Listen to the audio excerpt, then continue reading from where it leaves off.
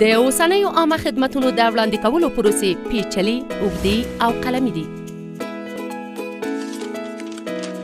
په عامه خدمتونو کې د روڼوالي او اغیزمنتیا لپاره د افغانستان اسلامي جمهوري دولت یو بل نوښت آسان خدمت په اسانه، چټکه او اغیزمنه توګه د عامه خدمتونو وړاندې کول.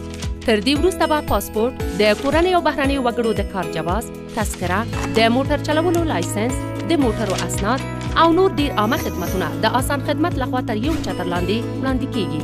د آسان خدمت تمرکز تر ډیره د عامه خدمتونو د پروسو پر ساده سازي او ادغام، معلوماتي ټکنالوژي، بشري سرچینو او د وړتیاوو پر وده دی.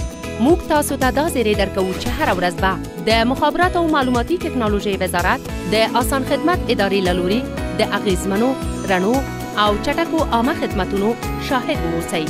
آسان خدمت، روڼوالی، اغیزمنتیا، نوښت.